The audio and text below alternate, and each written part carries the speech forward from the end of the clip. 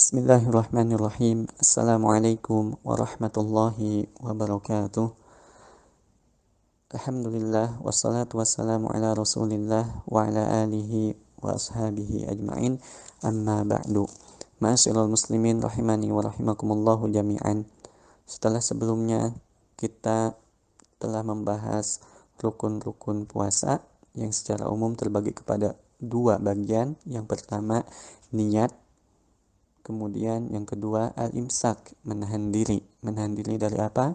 Dari hal-hal yang dapat membatalkan puasa, seperti makan, minum, bersetubuh, dan muntah dengan sengaja.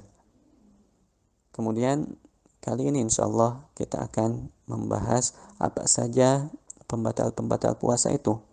Maka Abu Suja' rahimahullah mengatakan, "Walladzi yuftiru bihi as-sha'im asratu asya' ma wasala 'amdan ila al-jawf aw ar-ra'si wal huknati fi ahadis sabilain wal qai'u 'amdan wal wat'u 'amdan fil farj wal inzalu 'an mubasharah wal haidhi wan nifasi wal jununi wal igma'i kullal yawm wal liddah." Maka di sini Abu Suja' beliau mengatakan, walladzi yuftiru bihi shaim, yang membatalkan puasa asratu asya, ada 10 hal. Yang pertama, ma wasala amdan ilal jauf, segala sesuatu yang sampai ke jauf, dalam rongga tubuh dengan sengaja. Kemudian yang kedua, awir ra'si, atau segala sesuatu yang masuk lewat kepala. Wal huknati fi ahadis sabilain, yang ketiga, segala sesuatu yang masuk lewat suntikan, injeksi, melalui kemaluan atau dubur. Kemudian yang keempat, wal qai'u 'amdan, muntah dengan sengaja. Kemudian yang kelima, wal wat'u 'amdan fil farj, menyetubuhi dengan sengaja di kemaluan. Wal inzalu an mubasharah, yang keenam, keluar mani karena bercumbu. Kemudian yang ketujuh, wal haidhi, haid. Yang kedelapan, wan nifasi, nifas. Yang kesembilan, wal jununi wal igma'i kullal yaum, gila dan pingsan pada keseluruhan hari. Kemudian yang terakhir, yang ke-10, wal liddah, keluar dari Islam atau murtad. Ma'asyiral muslimin rahimani wa rahimakumullahu jami'an. Yang pertama, pembatal puasa yaitu ma wasala amdan ila jauf, segala sesuatu yang sampai ke jauf atau rongga tubuh. Di sini makan dan minum termasuk pembatal puasa jika dilakukan dengan sengaja, walau jumlah yang dikonsumsi itu sedikit atau banyak yang dikonsumsi dari makanan dan minuman dengan sengaja, maka hal itu dapat membatalkan puasa. Kemudian disebutkan di sini di dalam kitab Kifayatul Akhyar, al-aklu was-surbu wa in qalla 'indal 'amad. Jadi makan dan minum itu meskipun sedikit, kalau dia itu disengaja maka batal puasanya. Wa kadza ma fi ma'nal akal. Nah, begitu juga yang punya makna sama dengan makan, maka dihukumi juga sebagai pembatal puasa. Ya, contohnya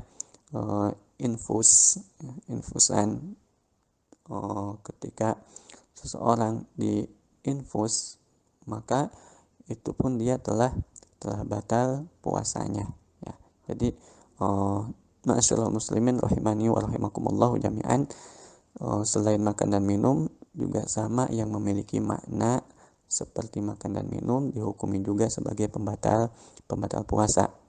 Patokan makan dan minum bisa jadi pembatal jika ada yang masuk dari luar ke dalam perut melalui manfaz maftuh. Manfaz maftuh itu saluran yang terbuka. Tentunya dilakukan dengan sengaja dalam keadaan berpuasa. Ma'asyiral muslimin rahimakumullah.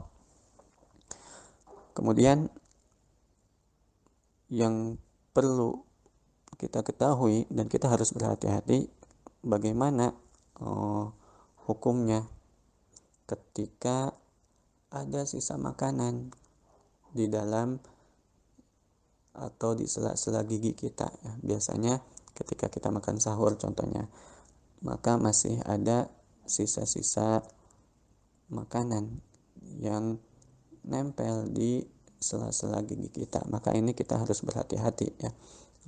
Ada hukum menelan ya, menelan sisa makanan di gigi ketika berpuasa. Maka di sini kasus seperti ini telah dijelaskan oleh Imam Ibnu Qudamah rahimahullah dalam kitabnya Al-Mughni. Beliau membuat satu pembahasan khusus tentang ini, dan kondisinya ada dua hal ya, tidak lepas dari dua hal.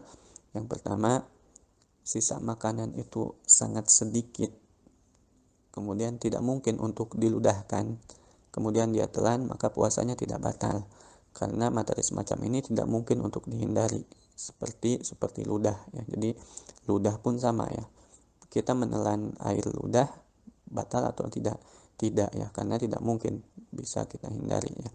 Kemudian itu yang pertama, makanan itu sisa makanan yang menempelnya sangat kecil, sangat sedikit, yang tidak mungkin untuk diludahkan. Nah, kemudian itu yang pertama. Yang kedua, sisa makanan itu banyak. Sisa makanan banyak yang memungkinkan untuk diludahkan. Ya, kalau kita merasa di gigi kita ada yang nempel ya, satu butir nasi, dan mungkin untuk kita diludahkan, kita buang, maka kita harus membuangnya. Jadi kalau kita menelannya, maka batal puasanya. Jadi itu harus kita hindari, hati-hati ketika ada sisa makanan yang menempel di sela-sela gigi kita, maka jangan kita telan, harus kita buang ya. Kemudian atau darah ya, darah juga yang keluar dari gusi kita, nah, itu pun ketika kita ditelan, ketika kita menelannya, maka akan membatalkan puasa. Ma'asyiral muslimin rahimani wa rahimakumullahu jami'an.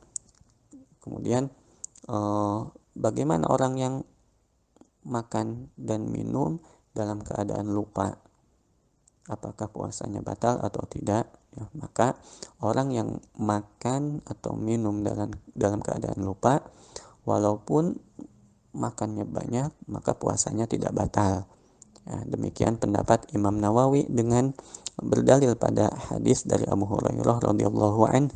Rasulullah sallallahu alaihi wasallam beliau bersabda, "Man nasiya wa huwa shaim."